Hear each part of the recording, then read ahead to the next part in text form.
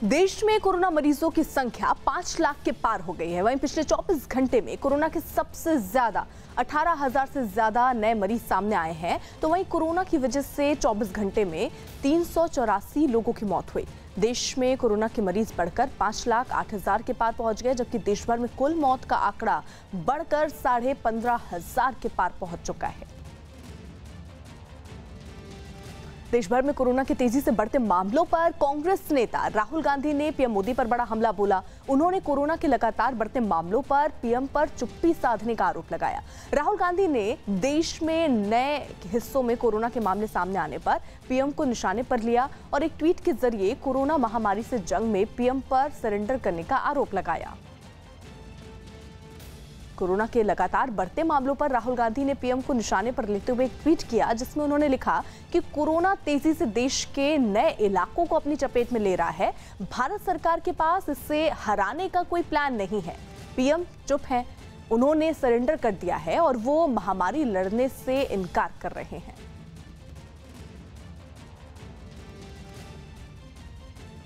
तो राहुल गांधी का प्रधानमंत्री नरेंद्र मोदी पर यह सीधा हमला, और उन्होंने कहा कि कोरोना जो है वो लगातार बढ़ता जा रहा है। अब नए नए हिस्से हैं, उसको भी अपने चपेट में अब कोरोना ले रहा है। और ऐसे में प्रधानमंत्री नरेंद्र मोदी कुछ नहीं कह रहे हैं, उन्होंने सरेंडर कर दिया है। तो एक तरीके से कांग्रेस जहां एक चीन के मुद्दे पर सरकार को घेरती नजर आ रही है, वहीं दूसरी तरफ राहुल गांधी ट्विटर के माध्यम से ट्वीट करते हुए प्रधानमंत्री नरेंद्र मोदी पर एक बार फिर से कोरोना के मुद्दे पर निशाना साधते नजर आ रहे हैं। तो देश में कोरोना मरीजों की जो संख्या है वो 5 लाख के पार हो गई है। वहीं पिछले 24 घंटे में कोरोना के सबसे ज्यादा 18,000 से ज्यादा नए मरीज आए हैं। तो वहीं कोरोना की वजह से 24 घंटे में 384 लोगों की मौत हुई। देश में कोरोना के मरीज बढ़कर 5,08,000 के पार पहुंच गए, जबकि देश भर में कुल मौत का आंकड़ा बढ़कर 15,500 के आंकड़े को पार कर गया है। रवि हमारे साथ हमारे सहयोगी इस वक्त जुड़ चुके हैं। रवि, मरीजों की संख्या अगर हम पिछले 24 घंटे में देखें तो 18,000 से ज्यादा नए मरीज सामने आए, और वहीं मौत के आंकड़े थोड़े कम जरूर है, 384।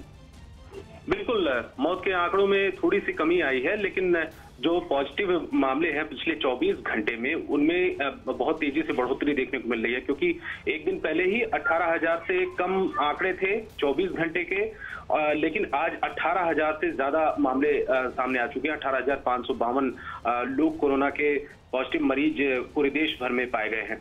लेकिन ठीक होने वाले की तादाद भी लगातार बढ़ रही है। इसमें रिकवरी रेट 58.13% हो चुका है। एक चीज और भी देखने को मिल रही है कि आज का एक बार फिर आंकड़ा टूटा है, क्योंकि 24 घंटे में पिछले 24 घंटे में जो कोरोना की जांच हुई है वो अभी तक सबसे ज्यादा लोगों की कोरोना की जांच हुई है। 2,20,479 लोगों के सैंपल जो है कोरोना की जांच हुई है।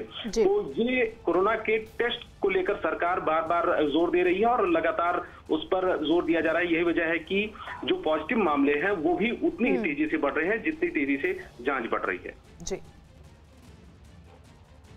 उधर कोलकाता में कोरोना के बढ़ते मामलों के बीच कुछ मरीजों में अलग तरीके के लक्षण देखने का दावा किया गया। इसके बाहर जो वॉमिटिंग है, आपके स्किन रैशेस है, ये भी आ सकते हैं, लेकिन बहुत कम पेशेंट्स में वो नजर आते हैं। दिल्ली और मुंबई समेत देश के कई शहरों में कांग्रेस ने गलवान के शहीदों की याद में कार्यक्रम किए। इन कार्यक्रमों में जवानों को श्रद्धांजलि देने के अलावा धरना देकर केंद्र सरकार पर भी हमला बोला गया। दिल्ली में इंडिया गेट के पास भी कुछ कांग्रेस कार्यकर्ता धरना देने पहुंचे, जिन्हें काफी देर समझाने के बाद पुलिस ने हिरासत में ले लिया और जोर जबरदस्ती करने वाले कुछ कार्यकर्ताओं को सड़क से उठाकर वहां खड़ी गाड़ी में बैठा दिया।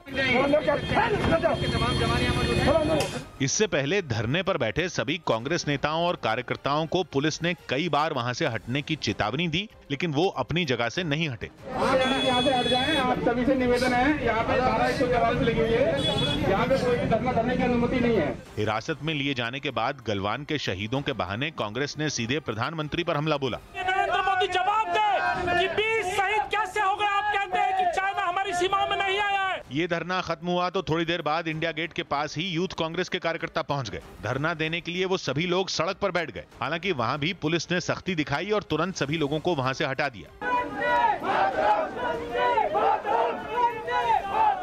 दिल्ली के अलावा मुंबई और अहमदाबाद में भी शहीदों की याद में कार्यक्रम रखा गया और कई कांग्रेस नेताओं ने वहां पहुंचकर गलवान में शहीद हुए जवानों को श्रद्धांजलि दी। गुजरात के आणंद में चीन के सामान का बहिष्कार करने के लिए एक अनोखा तरीका अपनाया गया। वहां की एक संस्था ने टिकटॉक ऐप को मोबाइल फोन से हटाने पर 250 ग्राम ड्राई फ्रूट्स देने का इनाम रखा, जिसकी जानकारी मिलते ही वहां लोगों की भीड़ जुट गई। हाथों में मोबाइल पकड़े लोग कतार में खड़े नजर आए।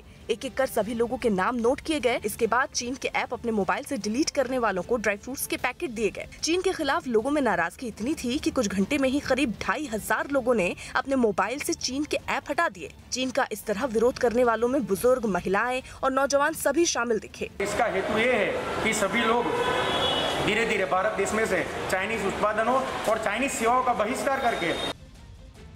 खबरें हैं कि अनलॉक 2 यानी कोरोना की वजह से बंद पड़ी सेवाओं को खोलने के दूसरे चरण में सरकार 15 जुलाई के बाद अंतर्राष्ट्रीय उड़ानों को सीमित मंजूरी दे सकती है। अनलॉक 2 देश में कब लागू होगा इसकी अभी कोई तारीख तय नहीं है, लेकिन कहा जा रहा है कि इसमें सरकार की तरफ से कुछ देशों के लिए अंतर्राष्ट्रीय उड़ानों को छूट दी जा सकती है। हालांकि सरकार ने यह भी साफ किया है कि 15 जुलाई तक अंतर्राष्ट्रीय हवाई सेवाओं पर रोक बरकरार रहेगी। इसके अलावा अनलॉक 2 में मजदूरों के पलायन की वजह से मुश्किल दौर से गुजर रहे उद्योगों को रफ्तार देने के लिए भी फैसले हो सकते हैं। चर्चा है कि ऐसे मजदूर जो वापस काम पर लौटना चाहते हैं, उनकी वापसी के लिए सरकार स्पेशल ट्रेनों की संख्या बढ़ाने का फैसला ले सकती है। हालांकि खबरें हैं कि स्कूल, कॉलेजों और मेट्रो सेवाओं को अनलॉक 2 से भी बाहर रखा जा सकता है।